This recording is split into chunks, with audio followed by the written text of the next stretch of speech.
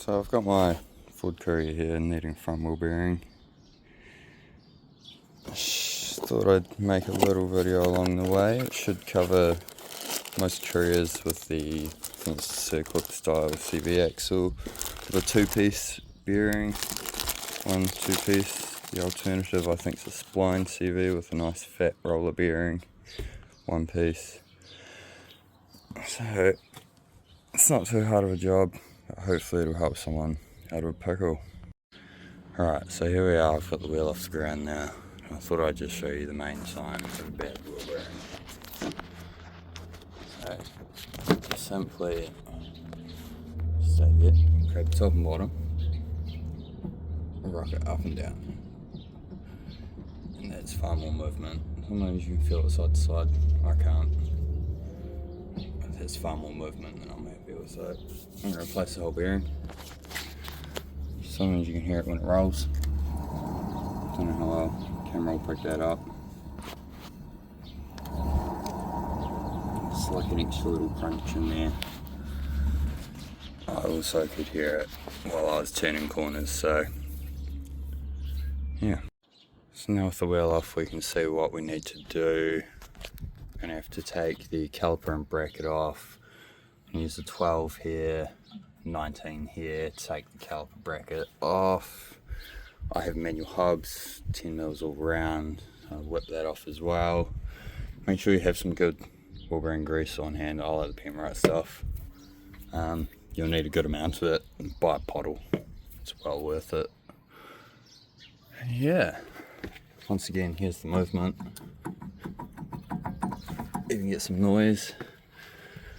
It is a good idea to check your wheel bearings whenever you've got your front end off the ground, or even just if you don't work on your truck yourself, get a jack and jack it up from time to time. It's pretty common on four-wheel drives if you're running big wheels, but it's not a hard job to do at home yourself either. And so most people who do work on your own trucks, you'll know this, but for those that don't, these bolts that hold the caliper into the bracket itself can be quite a prick to get off. It can be quite stuck. So if you look, spray it, of course I've sprayed it with some CRC. Spray it, and then if you notice in here, sometimes it's a hex-sided nut, sometimes like here we've got a round, I don't know, spacer with two flat sides. So 16mm fits on here nicely just to help you hold that while you crack the other side loose. So took the caliper completely off just to make it easier so you guys can see better as well. Here's our caliper mounting bolts there, 1919.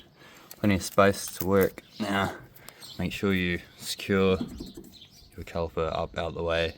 You do not want it to be putting any tension on this hose. You don't want any leaks. Alright, so now everything relating to the brakes is loosened off at least, cracked. I'm going to take your brake pads out, replace them if you're going to replace them. I'm going to reuse them, so I'm going to set that one over there, that one over there, so I remember what goes where. It's my top shim and my bottom shim. They do need replaced, but it's a job for another day. On the other side, this one of these brackets for me was already missing, but that's another short little 12mm you gotta pull off to get access to get this bolt here out. Alright, so jumping ahead a bit, apologies. As I said, it was just caliper off, manual hub off. If you have an OEM setup, it'll be whatever the OEM setup is. Once you get to this point here, there's these two little locking screws. They run a Phillips, or if yours is rounded out like mine, an 8mm, small 8mm screwdriver works well. You pull them out, and then you grab a pair of pliers, pull this guy out. These others come out around that. I might have to pull that out and jump back to you. So as I said, it does come out with all that still in there. So there's a little locking keyway, lines up in there. But I'll show you more of that once it's all cleaned again. It's a good idea, I'm going to do it in a minute, to lay all of these pieces out in the order they came out in, so you can reverse it for the way back in. Just helps for any problems trying to get it back together. So cap off, grab yourself a screwdriver and just find the hole and spin this guy back off. It's as simple as that. You spin it all the way off. So once you've spun it all the way off, sort of down to the side, then you can pull the whole assembly clean off the axle. So here we have it pulled off and on the workbench in the garage. The outer bearing fell off as I pulled it off. So pretty sure most of them do that. The outer's the smaller, the inner's the larger one. And yeah, grab yourself a flathead screwdriver, you're able to pop the seal off the back side, pull the bearing out, clean your grease. You've got 2 races in here to replace. Usually bash them out with some blocks of wood, and a flathead screwdriver is the easiest option. So with most of your grease cleaned out, you should be able to see these little notches in here. There's 4 of them for each race. Front side and back side that they've so lovingly put in there to help you bash out the bearing. So do clean some of the grease out to be able to see them, otherwise you can't. And then coat the fucker down with some sort of spray lubricant. Don't hit directly on the rotor or anything like that. Put it on a nice soft surface, hence the blocks of wood. I'm not going to be doing it on the workbench here, that'd be silly. But I'll be back after that. So just got one of them out, if you can see down there. Trusty hammer, screwdriver. Don't go bashing all the way in on one side. Make sure you are alternating, switching it around, giving it nice even blows the whole way around, because you do need to keep that inside surface relatively good for the new race to seal back onto. Now, if we look at mine here, it doesn't look too bad, but I think there's definitely some discoloration in there, and oh, if only you guys could smell the grease in there. For those that know, grease gets a lovely smell when it gets to a certain age. You see, look at that. Lovely jubbly. So we'll get the other race out, clean it all out, get all the old grease out, make sure it's spit shine, get the new races in, and then start greasing. Alright, so we're back out here on the back of the ute again, cleaning. Thought I'd show you guys this quickly. Definitely discoloured, you can see at each side there, a little bit there, a little bit there. It's almost, I can feel it grooved on this one side here. It's definitely ready for a replace. But I just thought I'd say, I hear a lot of people say, don't get grease on your rotors, like wear gloves, do this, do that, blah blah blah, when you're doing brake jobs or wheel bearing or suspension stuff. Like when you're doing a wheel bearing like this, you're going to get greasy, you're going to do a lot of cleaning. The most important part on that is to clean it properly when you're done and when you're reinstalling it. When you buy brand new rotors, if you've ever bought brand new rotors, they come pre-lubed with transport lube on them. So if you've ever done rotors like that before, you should be used to cleaning them before you install them, because you should also know that you can't leave that transportation lube on it. So don't worry about keeping this clean.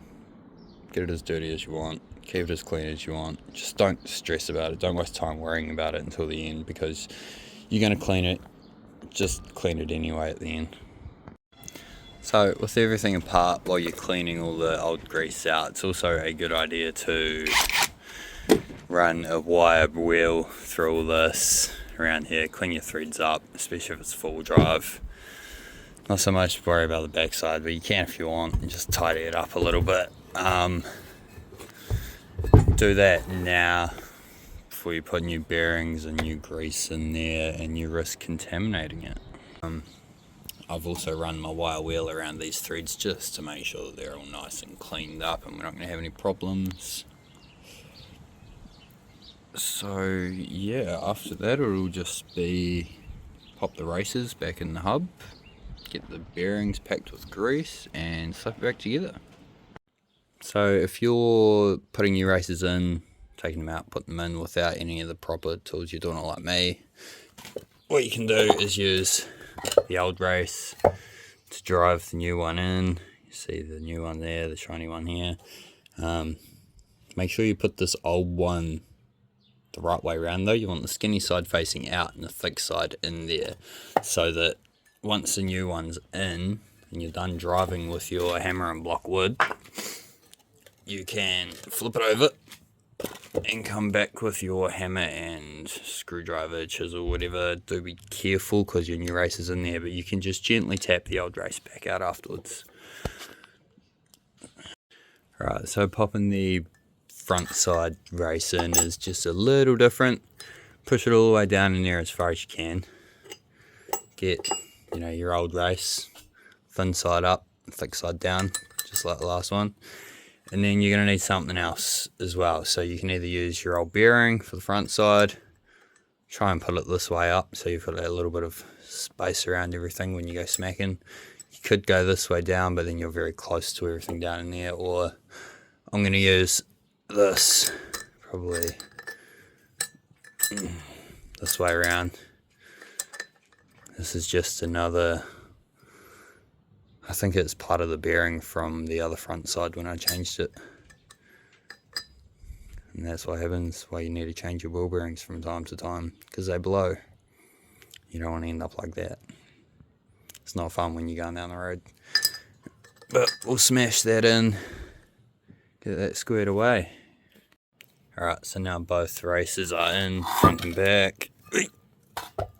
We can set about greasing the new bearings. We'll go wash our hands, and because we like to put a big blob of it in the palm of our hand when we come to greasing. So I'm going to wash my hands and I'll get back to you to show you guys how to do that.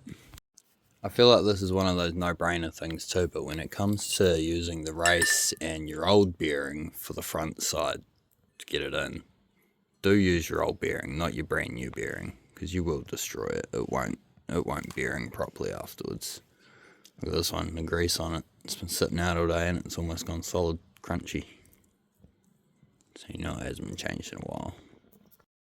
So now we're going to get into packing the bearings. Well, I do it, some people like to call it the old school way. I just call it a good way to pack bearings.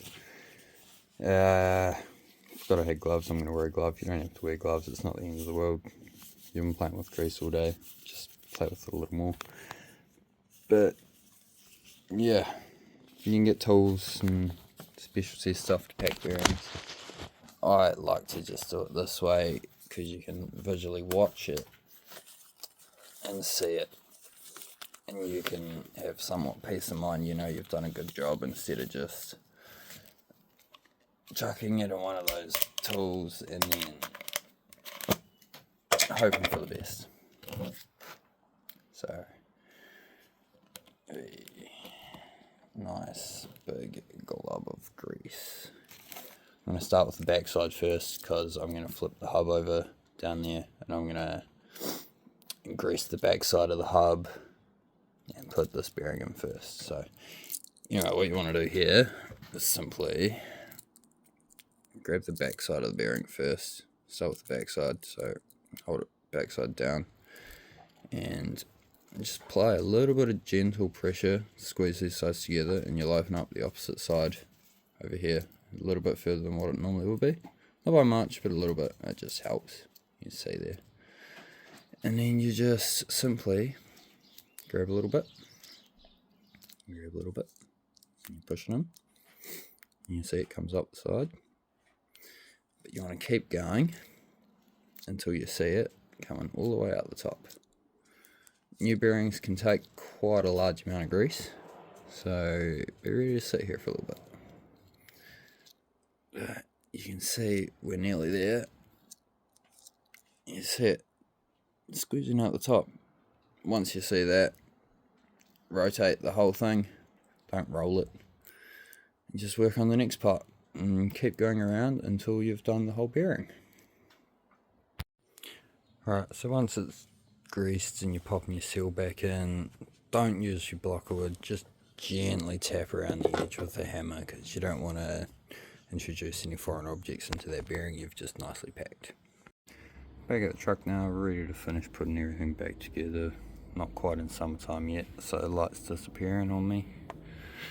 This shouldn't take long. We're just going to grease the absolute snot out the shaft. Grease the snot out the inside of the bearing and the hub. I've already packed the bearings, so it's just assembly.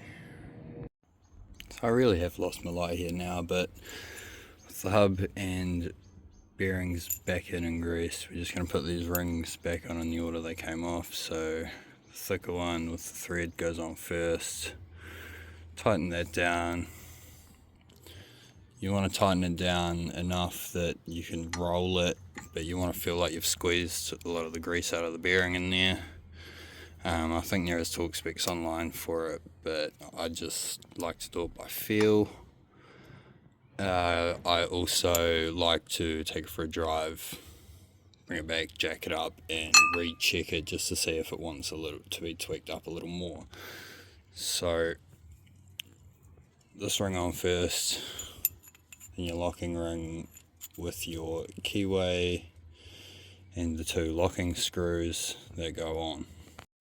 So with those locking nuts back in, it's just once again everything in reverse. I'm going to put my manual locking hub back on. Then I'm going to put the brake caliper bracket. Then I'll put the caliper and brakes themselves back on.